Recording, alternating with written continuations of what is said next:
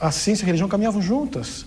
Essa dicotomia surgiu de maneira paradoxal com o iluminismo, ao mesmo tempo que ele veio trazendo liberdade, livre expressão, o clero Mas são hipóteses que se excluem, não é? Olha, essa pergunta me foi feita a semana passada. Estava num evento e uma jornalista da Globo fez a seguinte pergunta: mas como é possível vocês conciliarem ciência e religião se elas atuam em campos opostos? Nesse aspecto, se for permitido um momento da nossa discussão, seria interessante que eu definisse realmente o que significaria criacionismo, que eu creio que, de modo geral, isso não tem sido colocado da maneira correta pela mídia. Eu queria que o Mário fizesse uma definição daquilo que você entende por evolucionismo, certo? Inclusive perguntar a você, e depois, sem dúvida, trazer com o Naor também, tá? Na tua convicção, como pesquisador cientista, né, o Naor levantou algumas vezes a hipótese do evolucionismo ter hoje, né, vários questionamentos, o que é uma coisa usual em ciência, mas existe algum abalo, né, da convicção da teoria evolucionista? Em outras palavras, para você, o evolucionismo é uma hipótese ou é uma lei científica? Para mim, evolucionismo, eu já não gosto muito da palavra, porque ismo dá a impressão que é alguma coisa como islamismo, ou comunismo, ou capitalismo, alguma ideologia, né? Eu falo de evolução, né? Existem duas frentes nas quais a gente pode entender a evolução. A primeira é o fato da evolução, ou seja, é a simples constatação de que os organismos vivos, eu estou falando só de evolução biológica, a gente pode falar de evolução de outros sistemas históricos, mas eu vou restringir a biológica, que é o cerne, o foco do nosso debate, eu suponho. A evolução como fato, ela é a constatação de que os organismos compartilham ancestrais comuns, de que os organismos estão unidos por relações históricas. Ou seja, eles não têm origens independentes. Os organismos são parte de um todo que envolveu diversificação. Ou seja, os seres vivos são diversos porque eles se tornaram diversos com o tempo e não porque eles foram criados diversos abruptamente. Então, o cerne do evolucionismo, como constatação, a partir dos dados, a partir do que a gente vê, é de que existem relações evolutivas. Uma outra coisa é você ter os mecanismos que vão explicar como essa diversificação, como os processos evolutivos atuam sobre as espécies para resultar nesse padrão que nós vemos hoje. Então, se tivesse que, olhando o panorama evolutivo como um participante do campo, eu não vejo nenhum abalo na teoria evolutiva, no fato evolutivo, na percepção de que os organismos estão relacionados.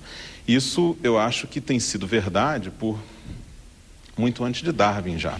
Os padrões de diversidade e a organização hierárquica dos atributos dos organismos, ou seja, das características, são coisas que praticamente nos esfregam na cara que há alguma origem hierárquica dessa diversidade. E isso exclui a ideia de criação? Isso exclui a ideia de criação, no meu entender e no entender da maioria das pessoas que trabalham com esse tema. Eu não vejo essa tensão. Eu vejo, é claro, as tensões normais que existem em qualquer campo científico acerca de mecanismos específicos, acerca de qual modelo de evolução molecular explica isso ou aquilo, qual hipótese de parentesco filogenético é a mais corroborada, de qual método é mais favorecido que o outro. Isso existe, claro, como em todo o campo científico, é uma coisa normal. Aí nós vamos voltar. Naor, como é que você define, então, a ideia de criacionismo ou de criação, para pegar a noção de evolução, para evitar o excesso do ismo, né, para ele não ficar mera ideologia? Vamos aos fatos.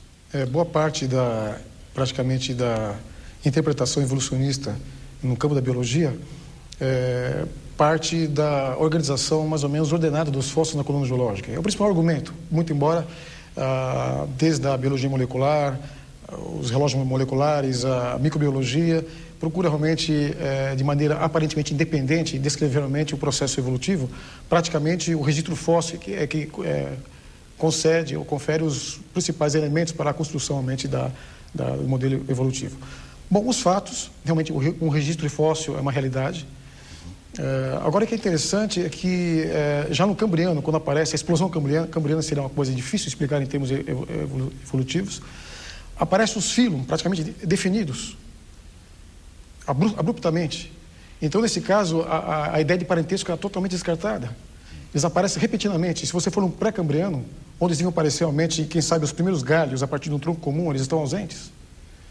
E no campo da geologia, realmente, alguns dizem, mas você tem metamorfismo e outros fenômenos geológicos que podem ter, de alguma forma, obliterado esses seres mais delicados. Não, você encontra Cambriano, seres... quanto é, em termos de tempo, de agora para trás, dá para calcular? Em termos da geologia convencional, seria a geocronologia padrão, em torno de 540 milhões de anos teria surgido a explosão cambriana. Tá. Bem, então, essa distribuição dos fósseis é um fato. Agora, parentesco é uma interpretação.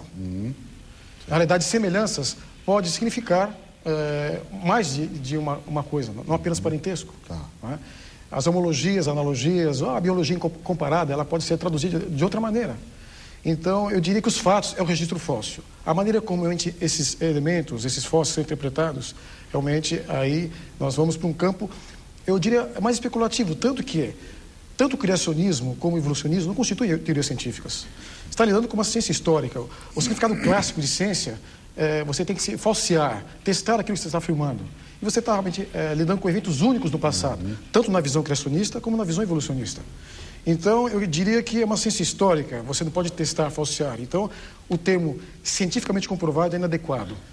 Nós estamos fechando esse bloco, depois eu quero conversar no próximo bloco, Oscar e eu, né, para conversar, por exemplo, com o Mário. Essa evolução, ela tem um registro fóssil, mas ela não cessou, supostamente ela ainda tem movimentos. Então não é só o fóssil o único registro, embora, como lembrou bem o Naor, pode ser a interpretação. Né? Será que é assim mesmo? Por que essa ideia de que há necessidade de uma criação? Né? Ou por que não tê-la também? Por que supor que seja uma evolução que seja absolutamente natural, sem interferência de uma inteligência superior ou de uma força? Esse é o tema hoje dos Diálogos Impertinentes, que trata do tema o evolucionismo, com o zoólogo Mário César Cardoso de Pina e o geólogo Naor Neves de Souza Júnior. Diálogos Impertinentes, hoje tratando do tema o evolucionismo, dialoga com você, aguarda as tuas questões, faz o intervalo agora, já volta.